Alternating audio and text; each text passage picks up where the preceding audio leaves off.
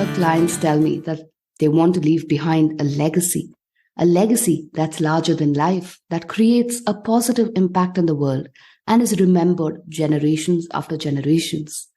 That's the dream. They are willing to work night and day for however long it takes to leave this lasting impression. Some even go on to say, till my dying breath, I want to keep doing this because that's how important this is. The passion is commendable, but what makes us obsess over legacy is a question I've often wondered. If you're curious too, listen in as we break down legacy, why we obsess over it, and whether it is the noble pursuit we claim it is.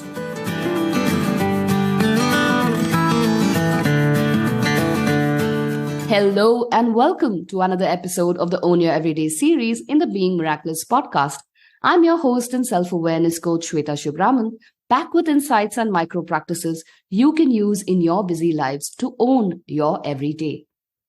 In today's episode, we are going to examine our obsession with leaving behind a legacy, our motivations to do so, and how the very act of wanting to create a legacy is counterintuitive to life and living. Are you ready? Let's get started. As a writer, I get the desire for legacy. Years after their passing away, we still revel in the beautifully crafted prose by stellar thinkers like Jiddu Krishnamurti, Henry David Thoreau, and Henry Miller. Their words still strike a chord, tugging at our heartstrings despite the time that has passed or the contexts that have changed. It's the dream for most humans to create something of value, to leave a mark in this transient world in one small way or another, and to be remembered in a positive light much after our time.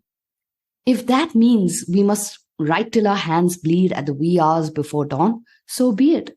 If that means we must stretch ourselves above and beyond, sacrificing sleep, relationships, and our own health, we are willing to go the extra mile because to be remembered and remembered well is important.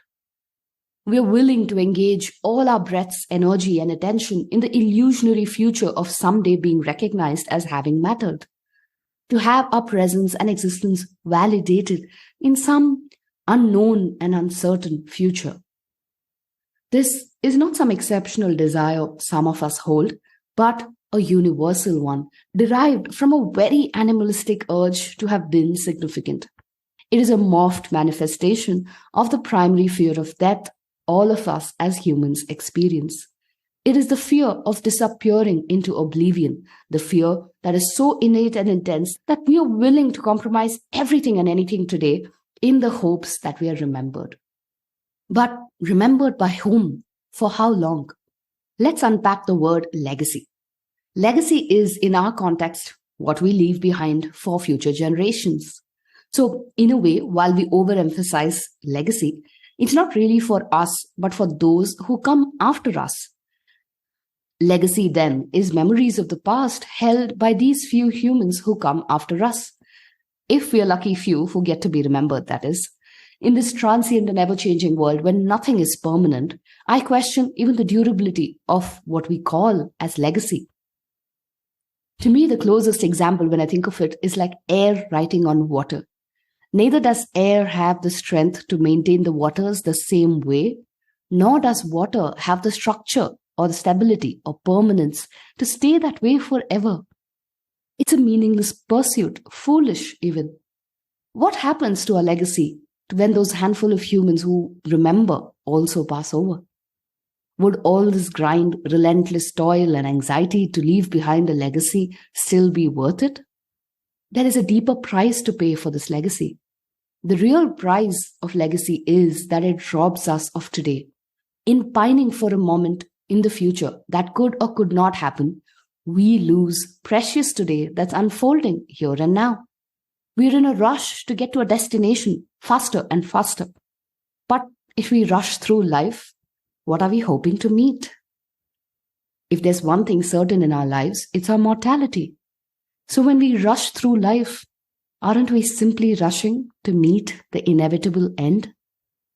This egoistical chase for a larger-than-life legacy is a contradiction in itself, a vicious, self-defeating loop where we kill the creative life process for an inanimate and fictitious legacy.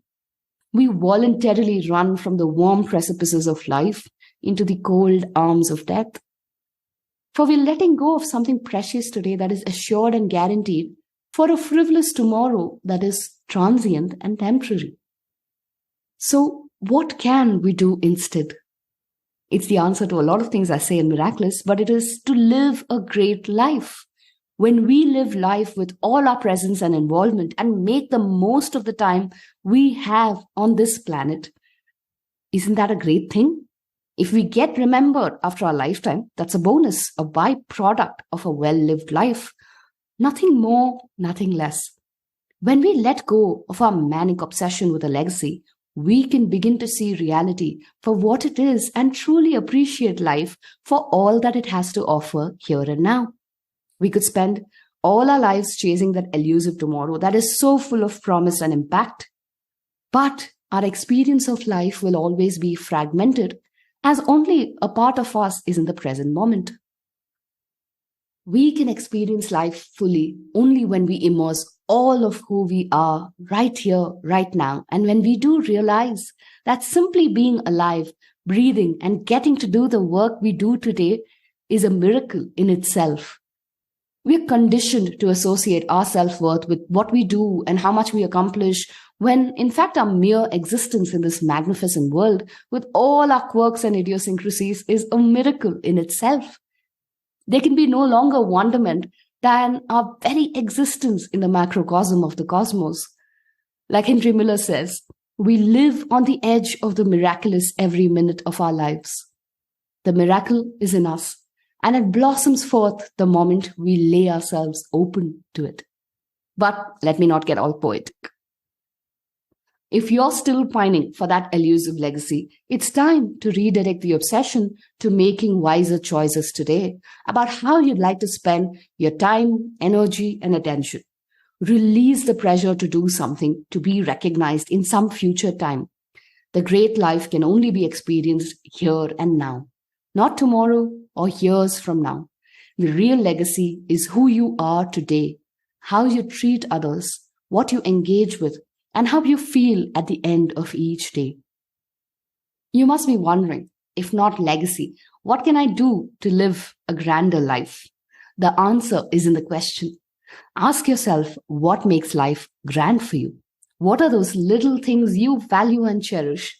The activities that you engage in that make you go to bed feeling fulfilled and satiated. Fill your life with those activities and people who make you come alive. Engage in living every moment fully. Experience the highs and lows with the same humility and grace, and savor the little things. So there's your Own Your Everyday tip for this week. Legacy is a byproduct of a great life. Redirect the obsession of leaving behind a legacy and channel it to live a phenomenal life here and now. The real legacy is being fully present and experiencing life for all that it has to offer.